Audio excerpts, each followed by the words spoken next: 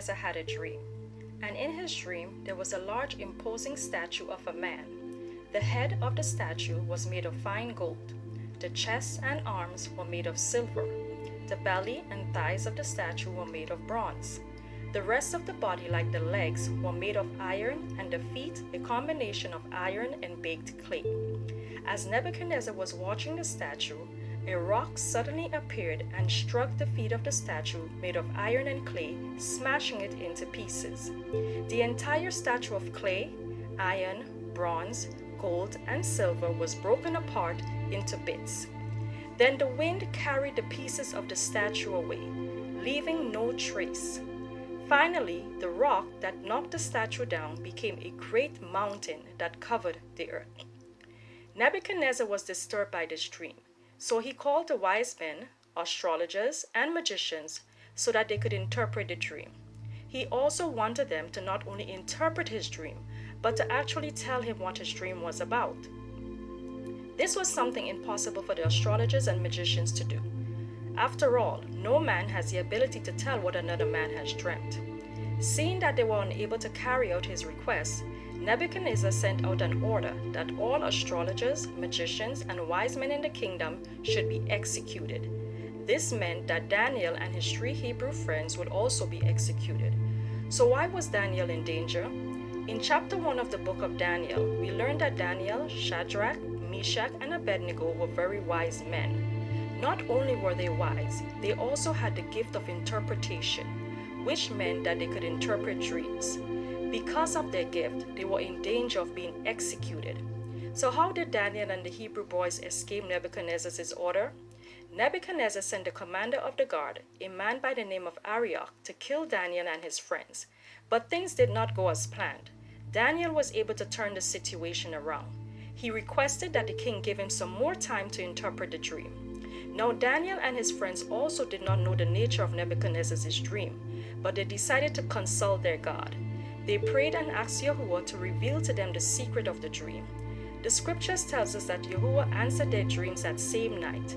Daniel went to see the commander of the guard and told him that he's able to interpret the king's dream. He also asked that the lives of the other wise men, astrologers, and magicians be spared from the execution. So Daniel goes before King Nebuchadnezzar.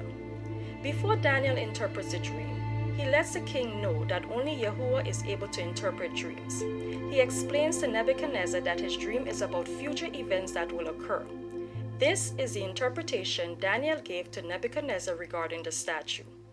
Daniel tells Nebuchadnezzar that he represents the head of the statue, which is made of gold. King Nebuchadnezzar, as the king of Babylon, wielded immense power. As we know throughout history, ancient Babylonia was the most powerful kingdom during its time. It was culturally diverse and a hub of trade. The empire is most noted for carving out the first system of writing called cuneiform. They also developed the first known code of laws and other literary forms. The kingdom of Babylonia ruled from about 4000 BCE until 331 BCE. Daniel explains to Nebuchadnezzar that the next kingdom to arise will be inferior or weaker than Babylon. So who conquered ancient Babylonia? History tells us that Medo-Persia, under the leadership of Cyrus the Great, conquered the empire of Babylon in 539 BC. So the kingdom of Medo-Persia represents the chest and the arms of the statue. The Persian Empire lasted a little over 200 years. They were eventually conquered by Alexander the Great. So who is the kingdom of bronze?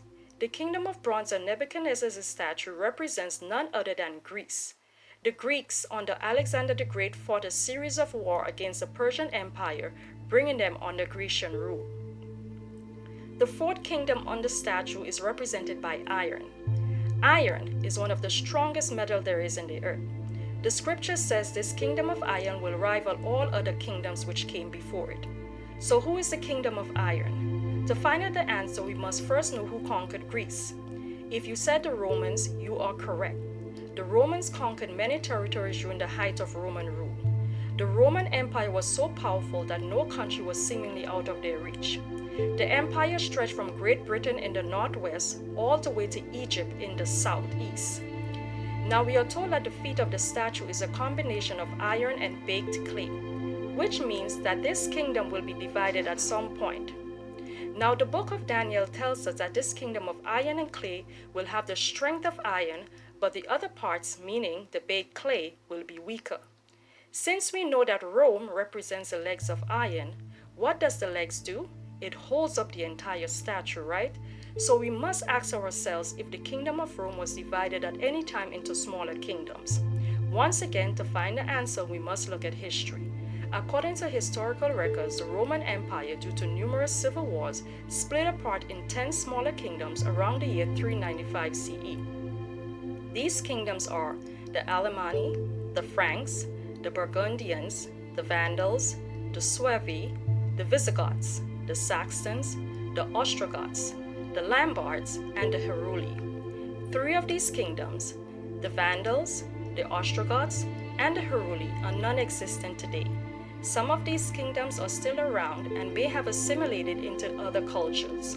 One thing we must not forget is that the Roman Empire is very much alive today, though its power may have been slightly reduced. Rome is also the home to the Vatican City, which houses the Bishop of Rome, aka the Pope.